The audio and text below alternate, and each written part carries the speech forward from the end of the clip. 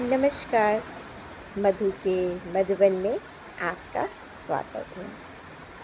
आज मैं एक विचार आपसे शेयर करना चाह रही हूँ और बताना चाहती हूँ कि कभी कुछ टाइम पहले हम एक नए घर में शिफ्ट हुए और जहाँ हम पहले रहते थे वहाँ पर हम लोअर फ्लोर पर रहते थे, नीचे ग्राउंड फ्लोर पर रहते थे।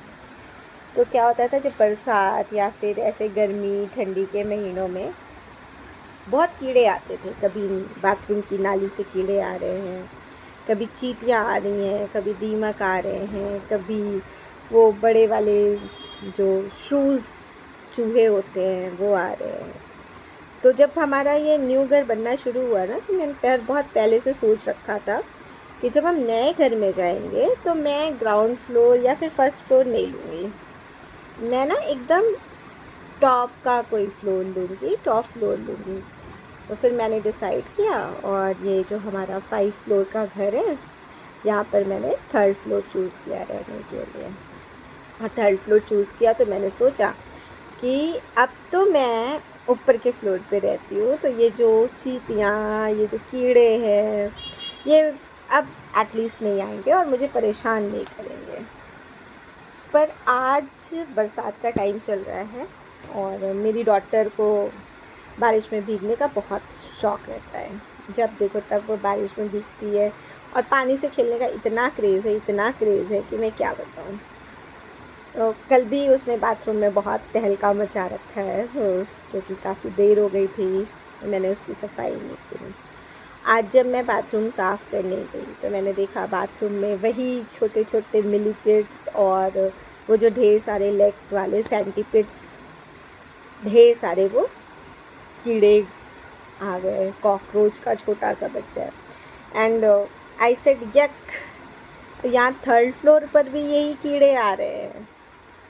तो सफाई करते करते मैंने रियलाइज़ किया कि ऊंचाई का कोई लेना देना नहीं है कि कीड़े आएंगे कि नहीं। सेम थिंग हमारी लाइफ होती है।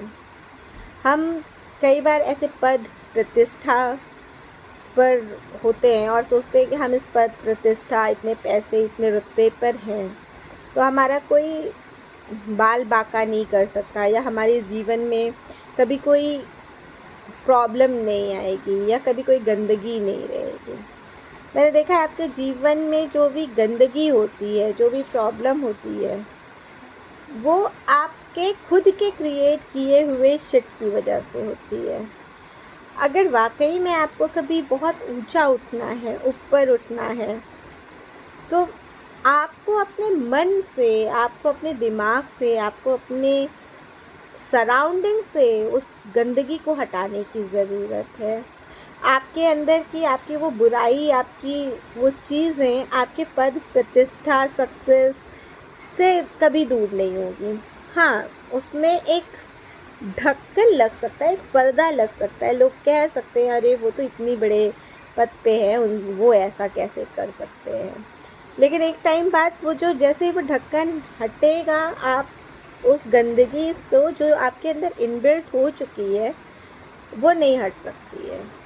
तो आपके आसपास या आपके पास कोई बुराई है तो उसे जड़ से ख़त्म करने के लिए आपको मेहनत करनी होगी कि वो आप अपने अंदर से ख़त्म करें।